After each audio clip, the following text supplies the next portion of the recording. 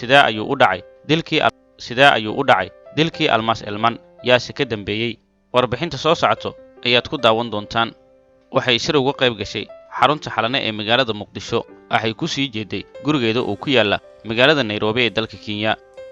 xilliga uu dilku dhacay waxay ku sii socotay garoonka diyaaradaha ee aadan cadde ee magaalada Muqdisho waxayna dhex maraysay waddo isku xirta garoonka diyaaradaha iyo xarunta xalane ee magaalada Muqdisho iyadoo saaran gaarigeeda ayaa la sheegay inay haleeshay rasaas xarunta xalane ee Muqdisho waa xarun ay degan yihiin ciidamada AMISOM ee nabad ilaalinta u joogo Soomaaliya waa xarun ay joogaan saraakiil caddaan ah kuwaas oo ka qayb qaata howlaha tababarka ciidamada AMISOM ee ku sugan gudaha dalka waxaa xafiisyo ku leh hay'ado kala duwan oo ay qayb ka tahay hay'adda qaramada midoobay waa xarun si weyn loo adkeeyo amnigeeda marka loo eego baaxadda ay ku fadhiso iyo tirada dadka ee ku nool halkaas oo ay ugu horreeyaan saraakiisha caddaanka ah ee naftooda ku aaminay xarunta xalane maadaama ciidamo fara badan oo kuwa AMISOM ah ay halkaas joogaan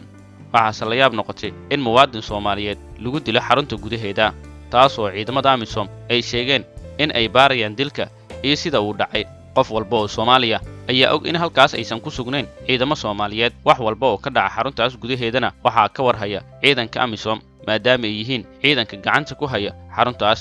mas'uuliyadda wixii ka dhaca halkaasna waxaa qaadanaya ciidanka AMISOM maadaama amniga guud iyaga lagu halaynayo Almaas Elman xilligan waxay u shaqaynaysay xafiiska xiriirka iyo isgaarsiinta ee Midowga Yurub horeyna waxay u soo noqotay xogayaha safaaradda Soomaaliya ee magaalada Nairobi waxayna in badan ku howlaneed arrimaha samafalka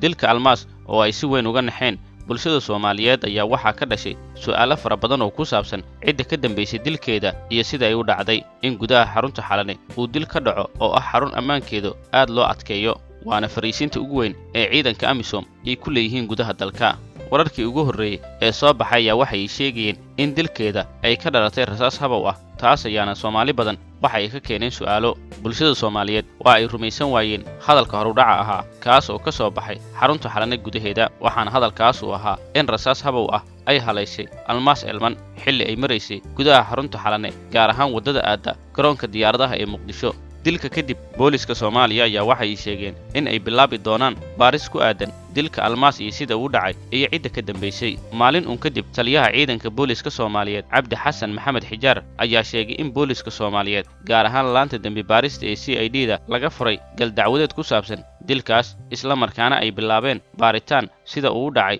dilka iyo dadkii ka dambeeyay sidoo kale taliyaha waxa uu sheegay in baaritaankan ay ka qayb qaadanayaan saraakiil sarsare oo khibrad u leh dhacdooyinka noocan oo kale ah marka la iska iloobo ballanqaadka taliyaha ciidanka booliska Soomaaliyeed ayaa horay Muqdisho waxa uga dhacay dilal loo geystay saraakiil iyo ciidan iyo xubno muhiim ah oo ka tirsan dawladda dhexe ee Soomaaliya kuwaas oo la sheegay in la baarayo ugu dambeynna baaritaankaas uu noqday mid laga soo haray isagoo aanan la ogeyn halka uu ku dambeeyay iyo ciddii ka dambeysay intaba waa su'aale ma ka duwnaan doonaa baaritaankan ay ballanqaadeen saraakiisha ciidanka booliska Soomaaliyeed inay baarayaan dilka mise waxa uu noqon doonaa mid ka mid noqdo baaritaanadii guul dareystay ee ku horreeyay sawir-qaado lagu magacaabo Siciid oo la socda Almaas lana saarnaa gaariga xilliga ay rasaasta ku dhaceysay ayaa noqday marqaatiga ugu weyn ee kiiskan waxaana dilka kadib lagu xiray saldhig ku yaala garoonka diyaaradaha muddo saacadaha kadib ayaana sawir-qaada Siciid la sii daayay dadaal dheer ay u galeen mas'uuliyiin ka tirsan dawladda Soomaaliya Almaas waxay dad badan ku sifeeyeen qof samafala ahaa waxayna ka soo jeedaa qoys ku caanbaxay oo ololeynta nabadda iyo samafalka waxay saddex ku ahayd laba gabdhood oo iyaguna taariikh ku leh samafalka iyo halganka Soomaaliya tan hore waa Ilwaad Elman oo ah gabar u ololeysa nabadda sanadkan ku jirtay dadkii loo soo sharaxay abaalmarinta caalamiga ah ee nabadda Nobel Peace Prize iyo Iimaan Elman oo ka tirsan saraakiisha ciidanka xoogga dalka Almaas waxay ka howlgashay safaaradda Soomaaliya ee dalka Kenya intii u dhaxaysay sanadihii 2016 iyo 2017 iyada iyo hooyadeed Fortune Cabdisalaan waxay ka soo laabteen dalka Canada si ay Soomaaliya wax ugu qabtaan waxa lagu xasuustaa qoyska Almaas inay ka shaqeynayeen xuquuqda aadanaha iyo nabadda taasoo ay ka dhaxleen aabahood Elman Cali Axmed oo 9kii Maarso sanadkii 1996 lagu dilay magaalada Muqdisho ee caasimadda dalka dilka Almaas ayaa waxaa ka hadlay mas'uuliyiin kala duwan qaar dawladda ku jira xilligan iyo kuwa hore xilal uga soo qabtay Taabit waxa uu hore u soo noqday gudoomiyaha gobolka Banaadir waxa uuna dalbaday in laga jawaabo 3 su'aalood oo ku saabsan dilka Almaas xilligan waa hogaamiyaha xisbiga awoodda shacabka hogaamiye Taabit ayaa sheegay inay ahayd in laga doodo diiraddana la saaro sidii cadaaladda loogu heli lahaa dilka almaas elman oo uu sheegay iyada iyo aabbaheed in ay dileen gacanka xaqdaran. su'aalaha uu soo bandhigay ayaa waxaa kow ka ahaa yaa dilay almaas elman, halkee ayay maraysaa baarista la sheegay in ay bilowday dowladda dhexe ee Soomaaliya, xerada Xalane oo amnigeeda si buuxda ay gacanta ugu hayaan ciidanka AMISOM, warbixin horudhaca ma ka soo saareen iyagu baaritaan madax bannaan ma wadaan.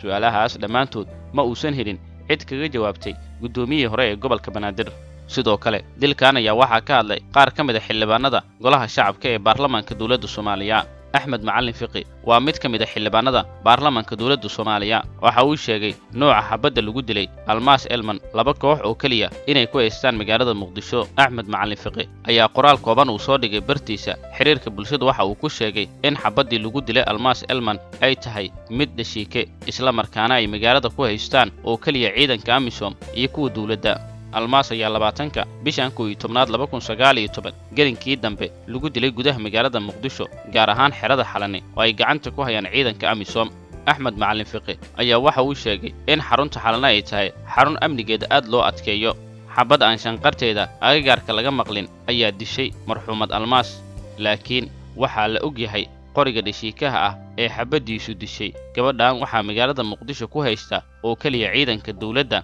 iyo ciidanka AMISOM, ayuuna qoraalkiisa ku yiri xildhibaan Axmed Macallin Fiqi. xildhibaanka ayaa qoraalkiisa waxa uu ku adkeeyey in madaxda qaranka ay si aan leexleexad lahayn looga doonayo inay u caddeeyaan ciddii geysatay dilkii marxuumad almaas elman, isaga oo ka dalbaday in shacabka loo soo bandhigo natiijo ay ku qanci karaan kadib baaritaanka xilliga uu soo idlaado. haddaba ayadoo aan ka leexleexasho lahayn waxaa looga fadhiyaa filla Soomaaliya in ciddii dembigaasi geysatay sharciga la soo horkeeno, in ciddii dembigaas geysatay sharciga la soo hortaago, ehelada marxuumadda iyo ummadda Soomaaliyeedna lala hor yimaado baarista la sheegay oo la samaynayo kadib wax macquul ah oo lagu qanci karo, ayuu hadalkiisa ku soo xiray xildhibaan Axmed Macallin Fiqi. 2 maalin kadib ciidanka AMISOM ayaa war ka soo saaray dilkii almaas elman. ciidankan oo ah ciidanka gacanta ku hayay halka lagu dilay marxuumadda. howlgalka midowga Afrika ee AMISOM ayaa waxay war ka soo saareen dilka gudaha xarunta Xalane loogu geystay almaas elman Axmed oo ahayd diblomaasi hore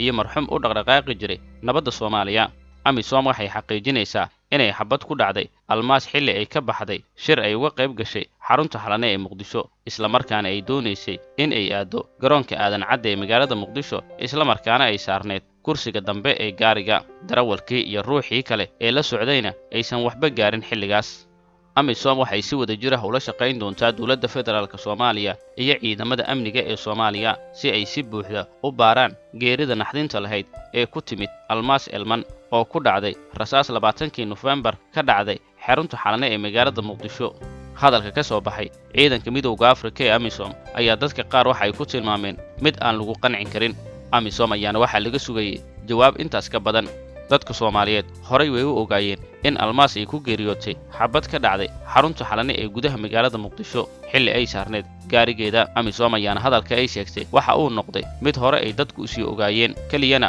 hadalkii ayay dib u soo celiyeen madaxda AMISOM. howlgalka AMISOM ee ku sugan Muqdisho kana howlgala guud ahaan dalka ayaa mas'uuliyadda dilka qaadanaya marka loo eego halka uu dilku ka dhacay oo ah goob si weyn ammaankeeda loo adkeeyo ayna maamulaan ciidanka AMISOM. ma jiraan ciidan Soomaaliya oo ku sugan xarunta Xalane gudaheeda. baaritaanka ay sheegtay AMISOM inay ku garab istaagi doonaan ciidanka dowladda Soomaaliya ayaana la ogeyn halka uu gaarsiisnaan doono. in badan oo dad Soomaaliyeed ah ayaana rumaysan in hadalkaas uu yahay mid afka kaliya ku siman, maadaama AMISOM xaruntaas ay tahay meesha kaliya oo ay sida buuxda u maamulaan amnigeedana ay gacanta ku hayaan. hadalkii koowaad ee AMISOM ka soo yeerayna kuma aysan sheegin sababta iyo dilka intaba, xitaa ma aysan raacin cid looga shakisan yahay dilkaas. dad badan ayaana rumaysan in AMISOM ay og yihiin sababta loo dilay iyo cidda dishay almaas elman. baaritaanka ay sheegeen booliska dowladda Soomaaliya iyo kan ay ballan qaadeen madaxda AMISOM ayaa waxaa ka warsugaya dadka Soomaaliyeed, kuwaas oo aan rajo wanaagsan aanan ka muujin baaritaankaas inuu noqon doono mid guulaysta,